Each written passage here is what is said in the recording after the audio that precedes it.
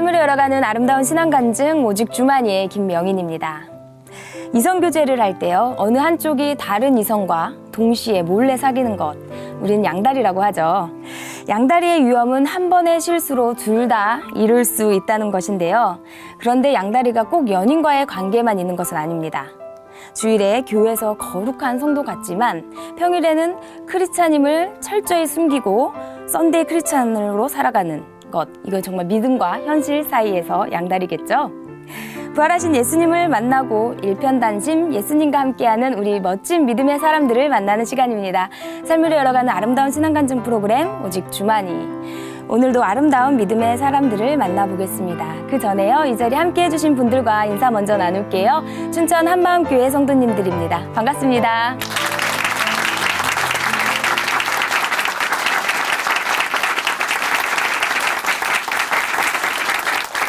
네, 첫 번째 출연자 만나보겠습니다. 이분은요, 어려서부터 노래를 좋아하고 또 음악을 좋아해서요, 국악학교에 진학했습니다. 거기서 자신의 재능을 발견하고 피리 연주자로요, 정말 열심히 노력했는데요. 그렇게 열심히 노력한 결과요, 사회에서도 인정을 받게 되었습니다. 그런데 너무 열심히 했던 걸까요? 뭔가 마음은 지치고 전공인 피리 연주도 잘 되지 않는 상황까지 오게 되었다고 해요. 화려한 무대에서 서는 것이 꿈이었던 이분, 지금은 다른 꿈을 위해서 열심히 달려가고 있다고 하는데요. 그 꿈 이야기 함께 들어보겠습니다. 춘천 한마음교회 박소진 자매님, 큰 박수로 모실게요.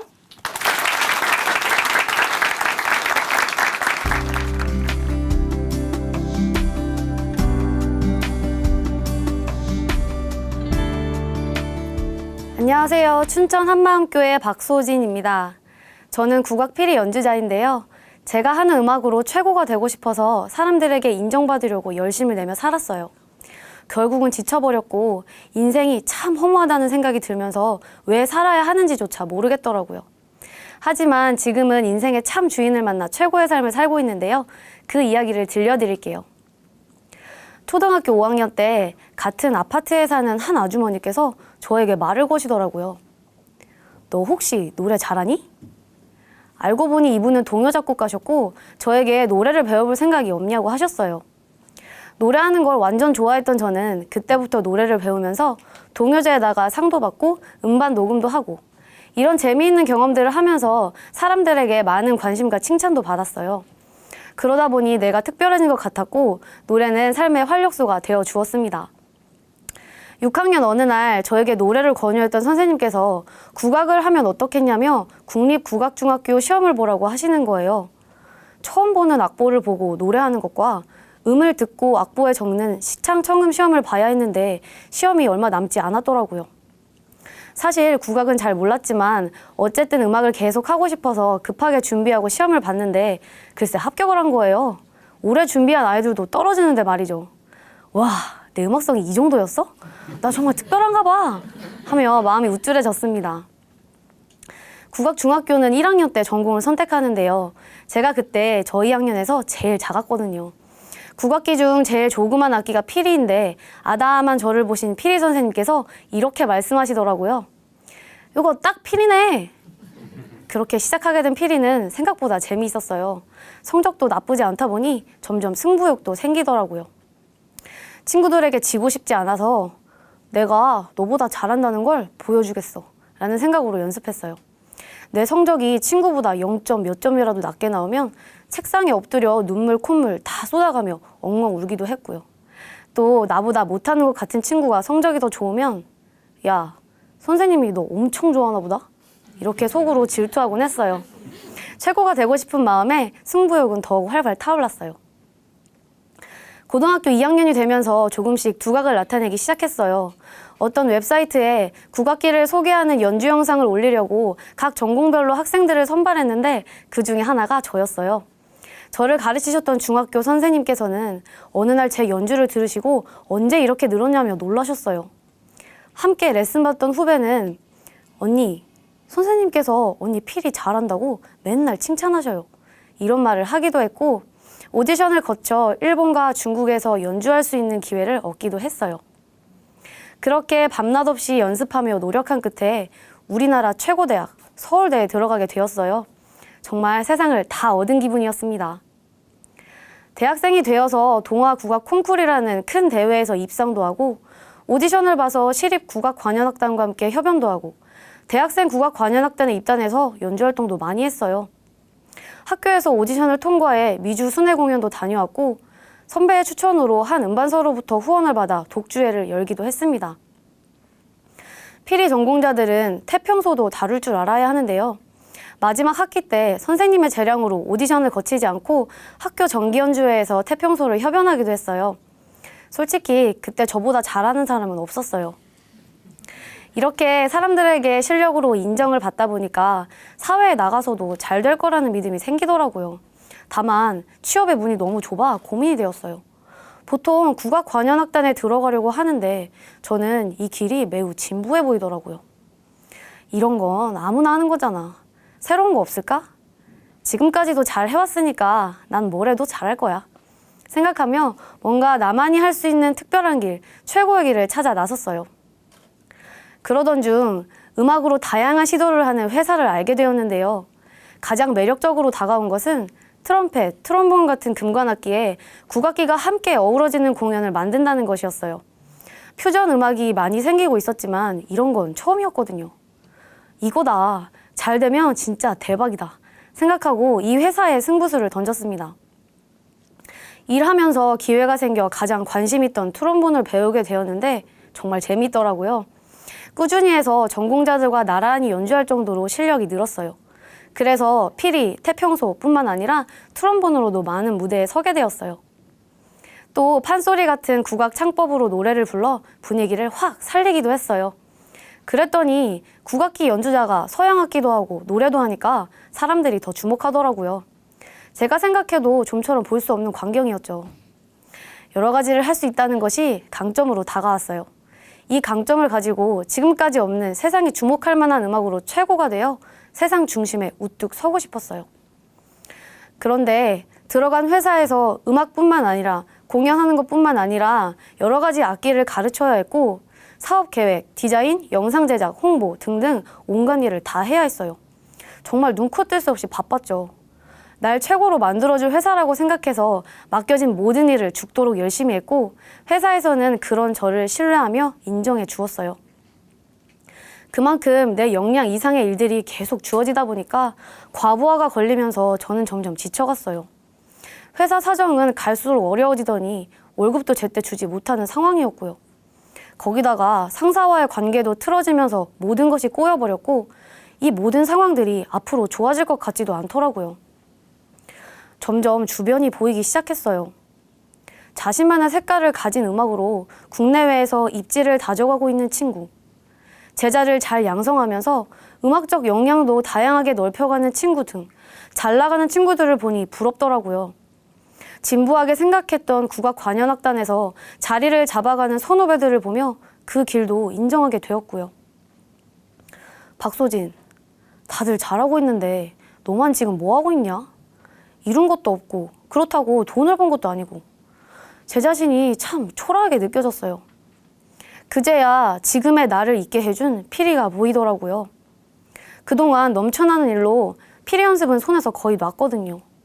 사실 내 음악성을 믿고 언제든지 마음만 먹으면 금방 회복할 거라는 자신이 있었는데 생각만큼 표현이 잘 되지 않았고 조금밖에 안 불었는데도 더 이상 연주하기 힘든 최악의 상태인 거예요. 막상 엉망이 된 나를 보니 이걸 언제 어떻게 회복시키나 암담하더라고요.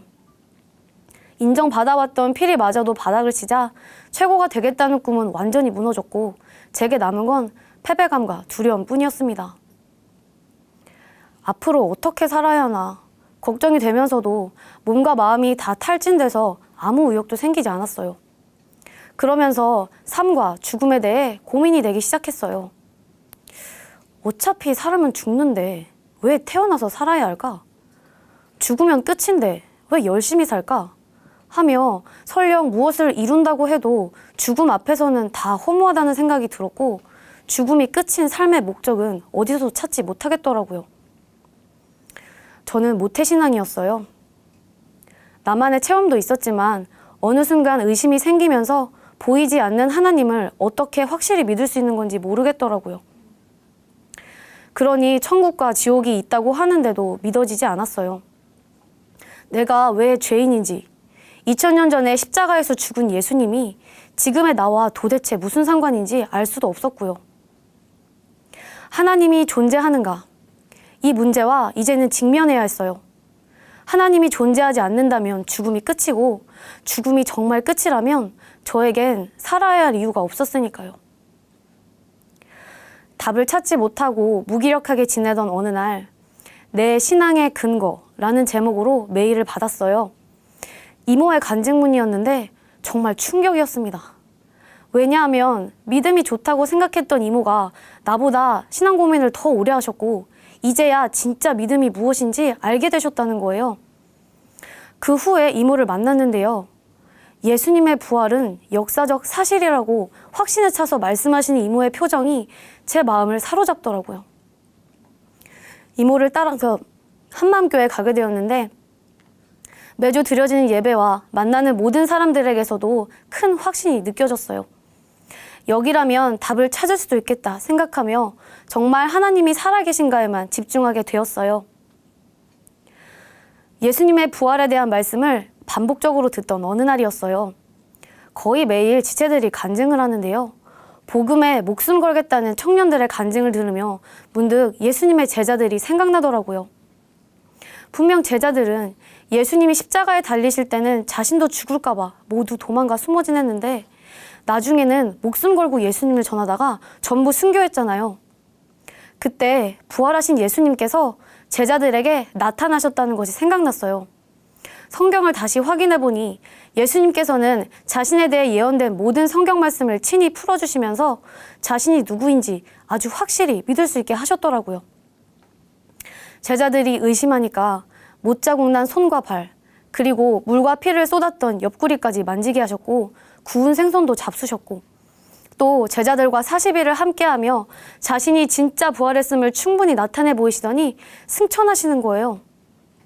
아, 예수님이 진짜 하나님이시구나. 부활하신 예수님을 만난 제자들처럼 제 마음도 뜨거워졌어요. 제자들이 인간 예수를 하나님으로 믿었던 유일한 사건은 부활이었어요. 예수님께서도 나를 믿을 수 있는 표적은 요나의 표적, 바로 부활밖에는 없다고 말씀하셨던 게 생각났어요.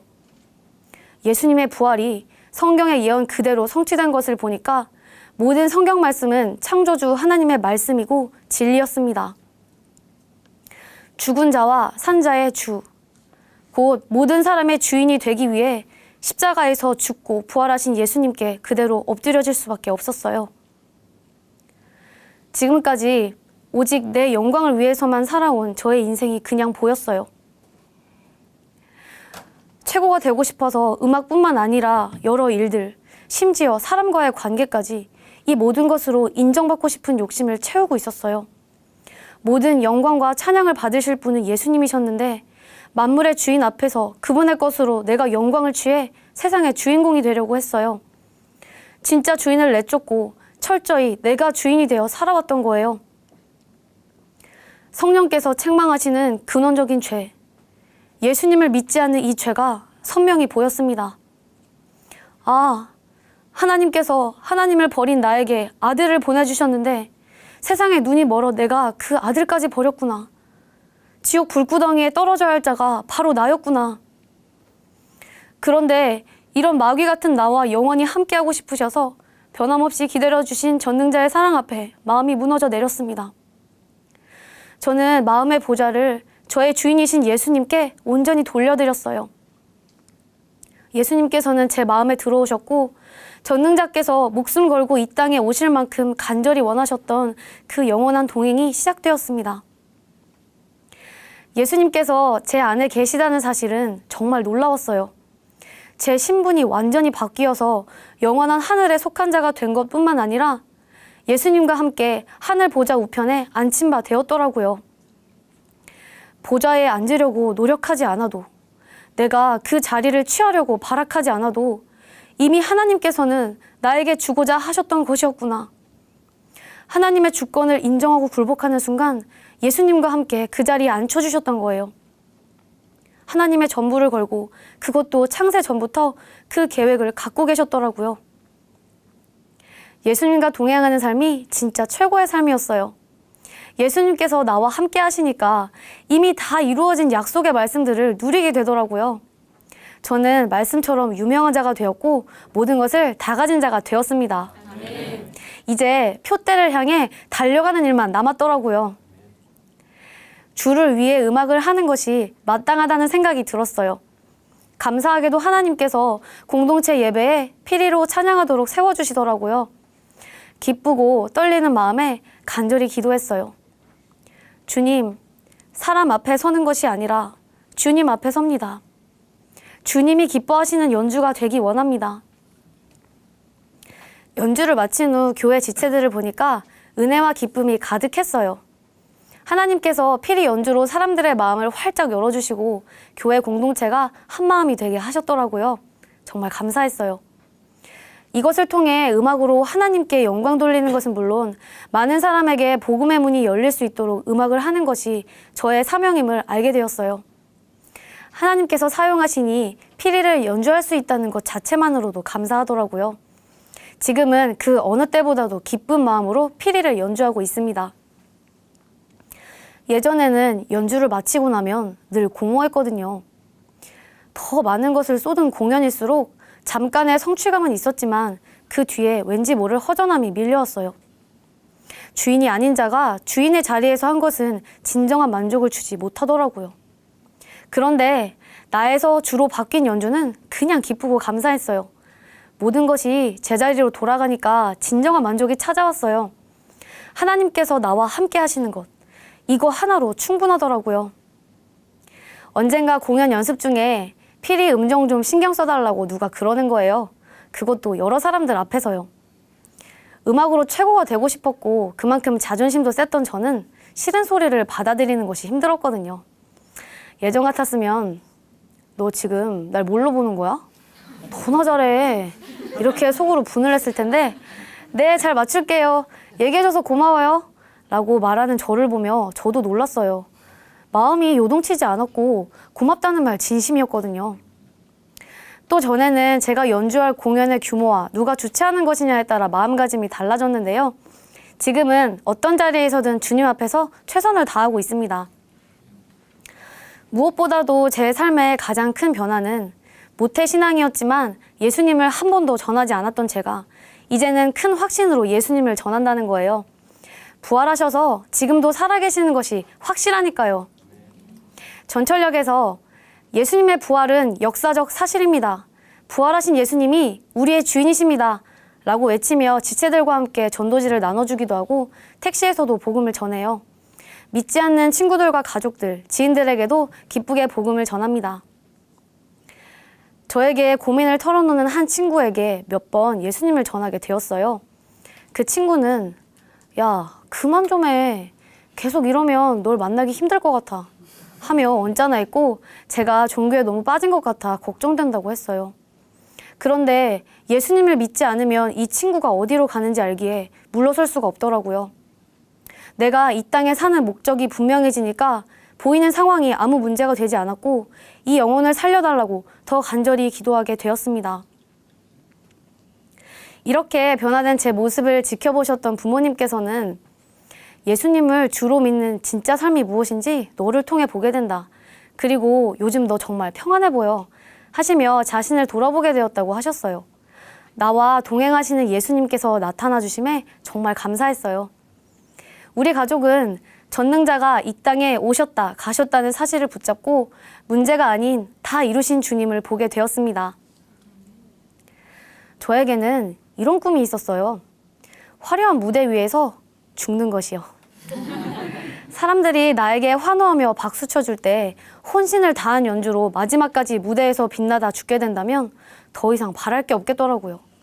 이 세상에서 제가 생각한 가장 멋진 최후였어요. 그런데 예수님을 믿는 자의 죽음은 최후가 아니라 영원한 삶의 시작이더라고요. 영원한 나라가 보이니까 신령한 몸의 부활과 주님께서 주실 영원한 상을 사모하게 되었어요.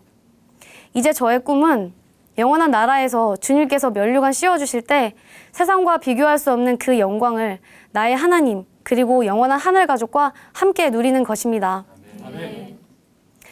음악으로 최고가 되고 싶어서 사람의 인정을 쫓으며 헛된 인생을 살던 저였잖아요.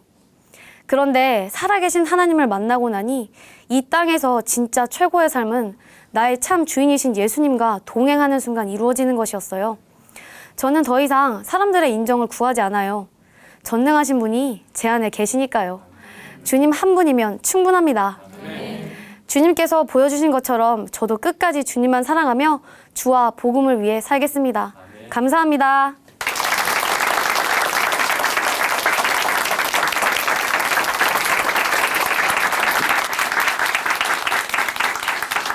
네, 간증 감사합니다. 이사야 43장 21절에 이런 말씀이 있죠. 이 백성은 내가 나를 위하여 지었나니 나를 찬송하게 하려 함이니라. 자매님의 음악과 연주, 자매님이 좋아서 시작한 거라고 하실 수 있지만요. 하나님은 처음부터 자매님을 찬송하는 사람으로 부르셨다고 믿습니다.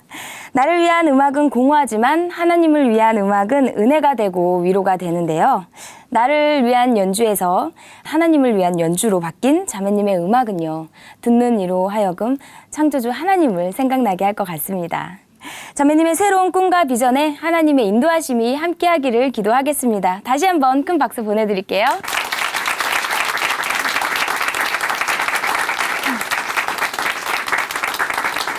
아름다운 믿음의 고백으로 하나님의 은혜를 나누는 오직 주만이, 오늘 두 번째 출연자 만나보겠습니다. 이번에 나오실 분은요, 20대의 파릇파릇한 여대생입니다. 어릴 때부터 예수님을 바로 알고 또 예수님을 잘 믿으려고 노력했던 분입니다. 이분이 겪었던 중학교 그리고 고등학교 생활 이야기, 또 대학 입시라는 큰 관문 앞에서 팍팍하게 살던 학창 시절, 믿음을 지키기 위해 복음을 전하기 위해서 애썼던 그 이야기들을 다 들려주신다고 합니다. 춘천 한마음교회 최윤지 자매님, 큰 박수로 모실게요.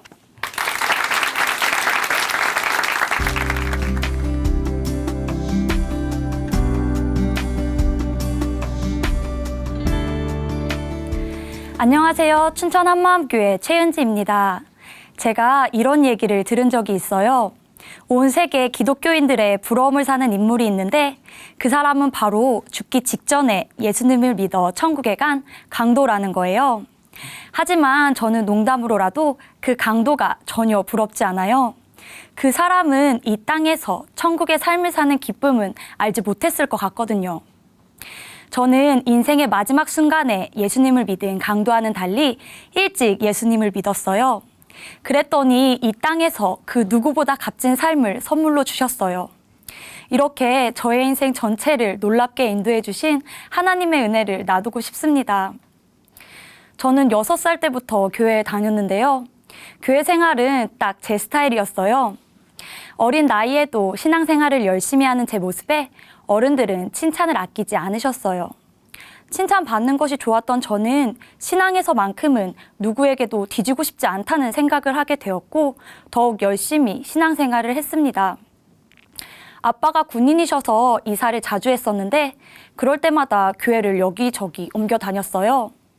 그러다가 아빠가 전역하시게 되면서 엄마의 근무지였던 춘천에 정착했고 우리 가족은 한마음교회에 다니게 되었어요. 그리고 중학교 1학년 때 중고등부 여름 수련회에 참석하게 되었는데요. 목사님께서 예배 시간에 패션 오브 크라이스트를 보여주셨어요.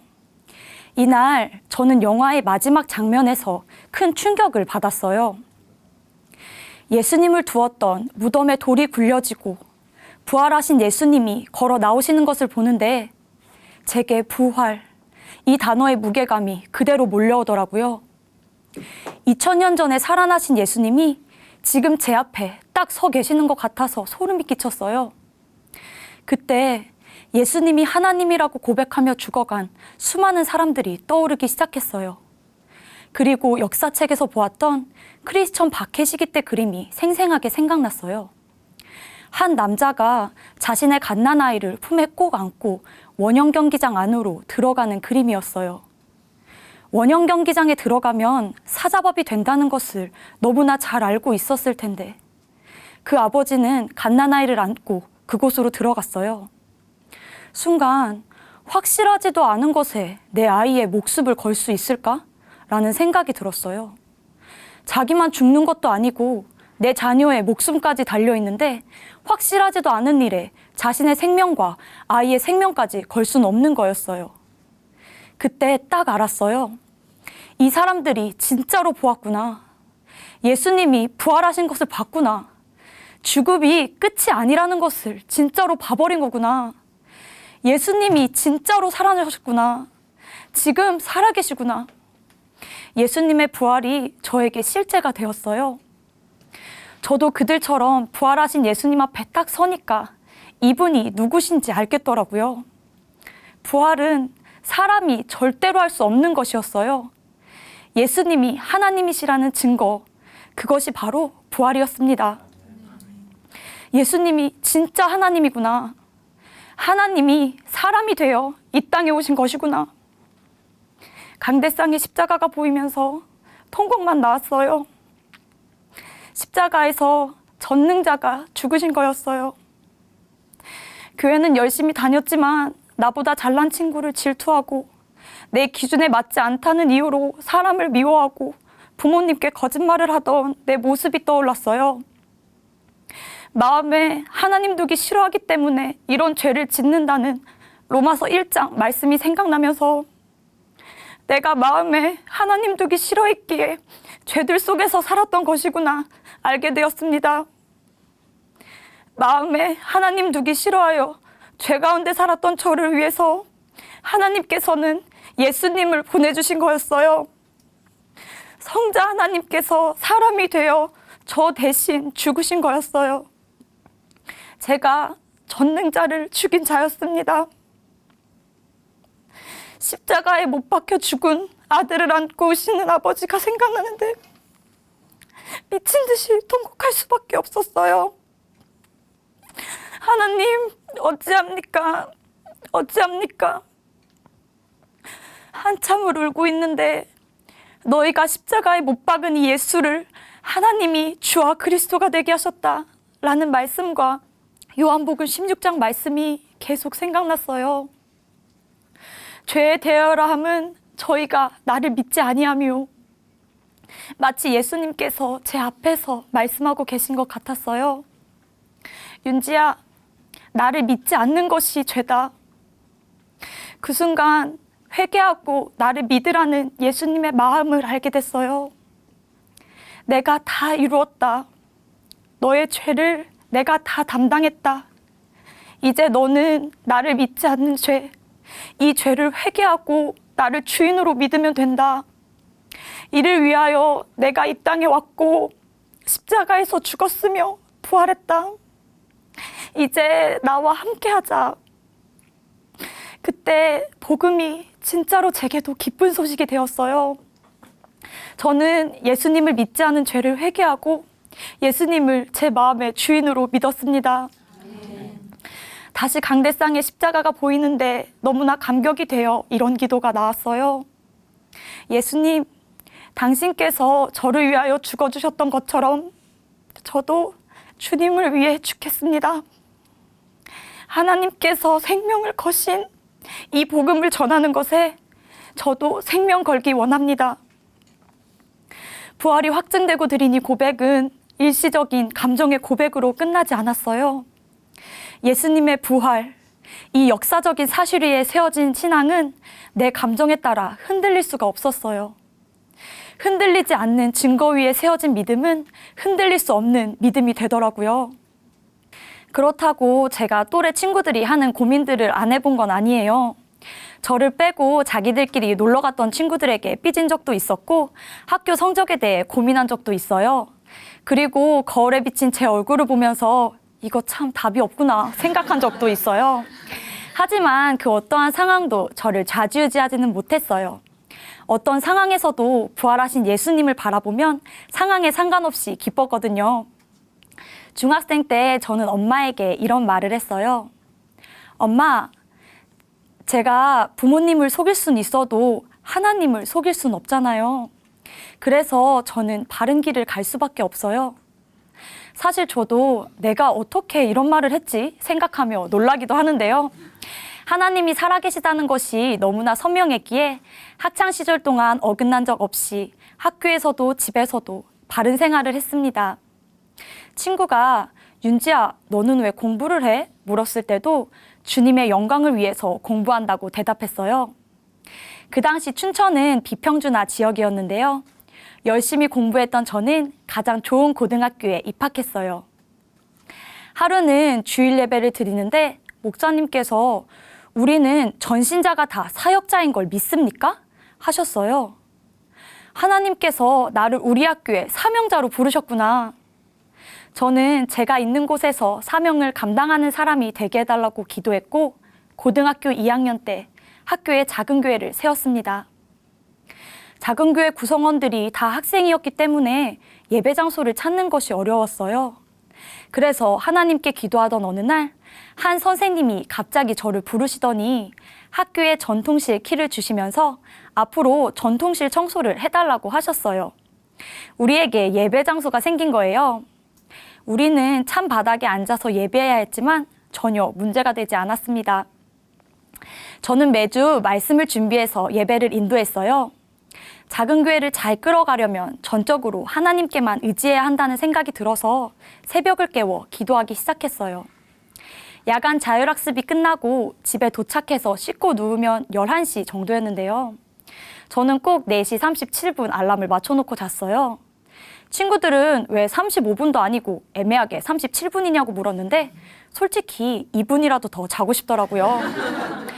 작은 교회 예배는 일주일에 한 번 저녁 시간에 드렸어요. 우리 학교 저녁 시간은 딱 1시간이었는데요.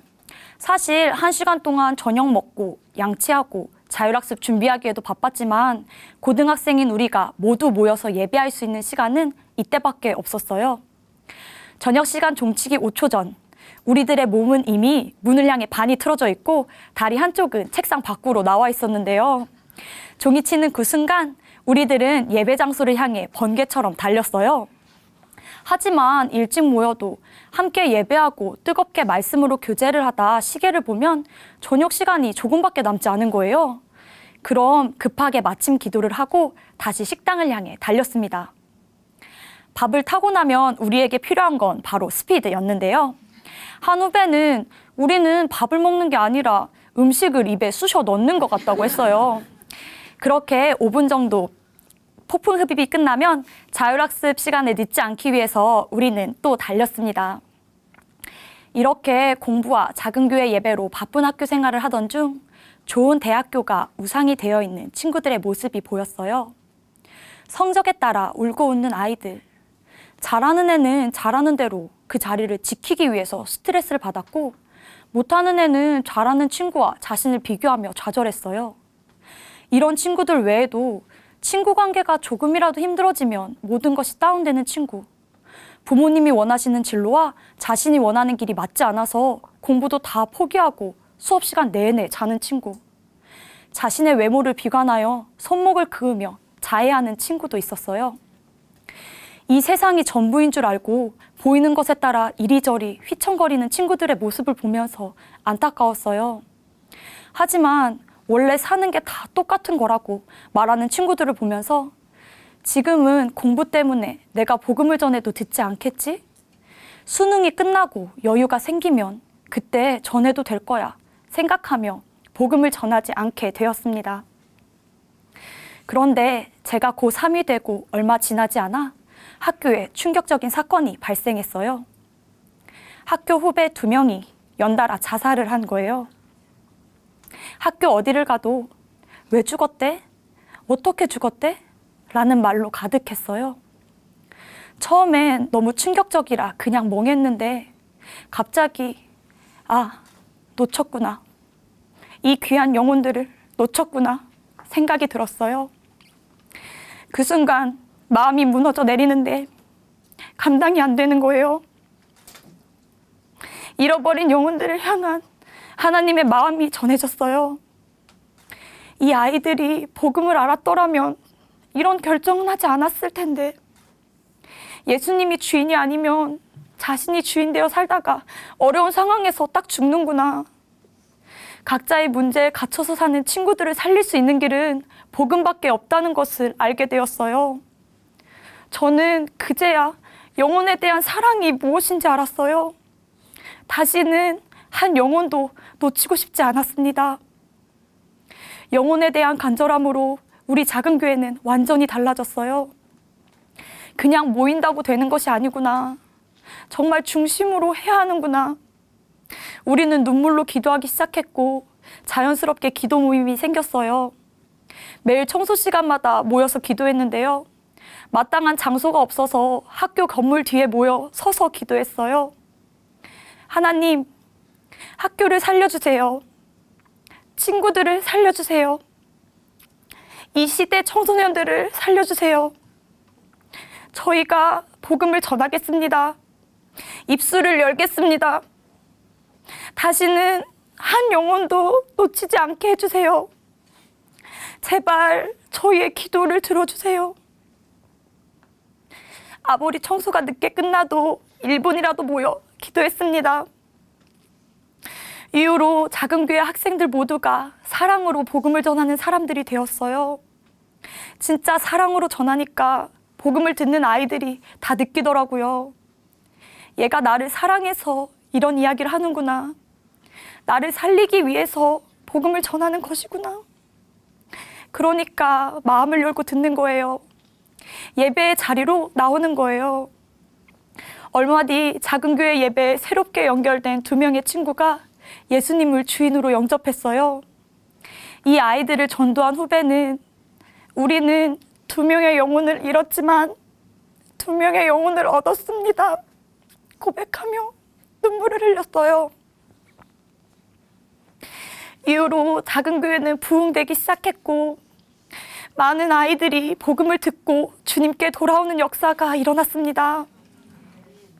수능을 일주일 앞두고 제가 인도하는 마지막 작은 교회 예배를 드리는 날, 제 얘기를 집중해서 듣고 있는 후배들이 한 명 한 명 보이면서 이 아이들이 진짜 내 동생들이구나 생각했어요. 이 아이들을 위해서 대신 죽을 수 있다는 마음이 들었어요. 복음으로 한 가족 된 너희가 진짜 내 동생들이야. 언니는 너희를 위해서 내 생명도 줄 수 있어. 진심으로 말했어요. 그리고 복음을 가진 우리는 그냥 고등학생이 아니라고. 공부도 주를 위해서 하는 것이기에 우리의 진짜 신분은 사명자임을 말해주었어요. 언니도 대학에 가서도 계속 사명을 감당할 거야. 이제 이 학교는 너희에게 달려있어. 알지? 이렇게 마지막 예배를 드리면서 아이들과 얼마나 울었는지 몰라요. 그렇게 저는 고등학교를 졸업하게 되었습니다. 졸업하고 얼마 뒤 작은 교회 아이들이 생각나서 떡볶이와 순대를 사서 학교에 갔어요. 저에겐 마냥 귀여운 동생들이었던 후배들이 지금은 고3 선배가 되어 작은 교회 예배를 인도하고 있었어요. 말씀을 담대하게 전하는 아이들을 보는데 얘네가 정말 학교를 살릴 사명자구나 라는 생각이 들었어요. 그렇게 제가 졸업하고 1년이 지나고 또 1년이 지나도 학교 안에서 작은 교회 예배는 계속 이어졌고 5년이 지난 지금도 이어지고 있습니다. 5년의 시간 동안 작은 교회 예배를 통해 많은 친구들이 구원을 얻었을 뿐 아니라 모두가 사명자가 되었어요. 자신의 문제에만 갇혀있던 아이들이 문제에서 벗어난 것만으로도 놀라운데 모두가 사명이 내 생명보다 귀하다고 고백하는 아이들이 되어 있었습니다. 원래 외고에 가는 것이 목표였는데 시험에 떨어져서 낙심으로 가득했던 한 후배는 복음으로 변화된 뒤 이렇게 말했어요. 세상에, 아니 우리 학교만 해도 나보다 공부 잘하고 능력 있는 사람은 널리고 널렸다. 하지만 정작 이 세상에서 가장 중요한 복음을 아는 사람은 별로 없다. 나는 이제 이 복음이 얼마나 대단한 것인지 알게 되었고 가장 중요한 것은 내가 이것을 가진 사람이 되었다는 것이다. 그리고 자신과 남을 항상 비교하며 힘들어하던 후배는 비트인 인생을 살던 자신이 복음으로 베스트 인생을 살게 되었다고 했고 연기자가 되는 꿈을 성취해야만 행복할 것 같다던 후배는 진짜 행복은 예수님 안에 있었다고 고백하며 손을 놨던 공부도 주를 위해 열심히 했어요. 이렇게 복음으로 변한 후배들이 저를 찾아와 자신들이 작은 교회를 이끌어가면서 있었던 일을 이야기해 주었어요. 하루는 작은 교회 예배 중 처음 온 친구들에게 복음을 전하고 있었는데 학부모님들이 학교에 오시는 날이라 교실이 부족해서 예배 중에 쫓겨났대요. 그런데 영혼을 살리고 싶은 마음에 헤어지지 못하고 학교 앞 벤치에 다시 모여 앉아 끝까지 복음을 전했다는 거예요. 또 하루는 예배가 길어져서 급식 시간도 다 지났더래요. 그래서 그날 급식에 나온 요구르트만 챙겨서 자율학습 시간에 먹었다는 거예요. 그런데 그게 그렇게 감사하더래요. 고3 생활이 너무나 행복하더래요. 한 영혼이라도 살리고 싶으신 하나님의 마음이 아이들의 마음 그 자체였어요. 친구에게 복음을 전해서 그 친구가 예수님을 영접했을 때 함께 울며 기쁨을 나누었다는 이야기와 지금도 학교에서 친구들을 위해 눈물로 기도하고 있다는 고3 후배의 고백을 듣는데 눈물만 나왔어요. 작은 교회는 지금도 살아서 움직이고 있었습니다. 이렇게 후배들이 학교에서 작은 교회를 든든히 세워가는 동안 저도 대학에서 과 친구들에게 복음을 전해서 작은 교회를 세웠어요. 뒤이어 대학생이 된 후배들도 각자의 캠퍼스에서 열심히 복음을 전하고 있고요. 대학 신입생 때부터 별명이 새벽기도였던 제게 친구들은 신앙생활 참 열심히 한다며 그런데 공부는 언제 하냐고 걱정했어요. 하지만 공부도 주를 위해서 하는 것이기에 열심히 했더니 매학기 장학금을 받았고 4.5 만점으로 과탑을 하기도 했어요. 외국에서 공부할 기회도 얻게 되었는데요. 이때에도 전액 장학금을 받았습니다. 먼저 그의 나라와 그의 의를 구하니까 하나님께서는 정말 모든 것을 더해 주시더라고요. 제 인생 최고의 기적은 이 어두운 땅에서 일찍 주님을 만난 거예요. 저는 부활하신 주님을 만나 최고의 청소년기를 보냈고 지금은 최고의 청년기를 보내고 있어요.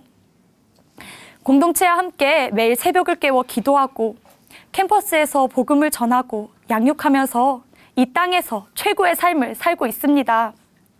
앞으로도 주님 만날 그날까지 하나님께서 주신 이 사명을 끝까지 감당하겠습니다. 감사합니다.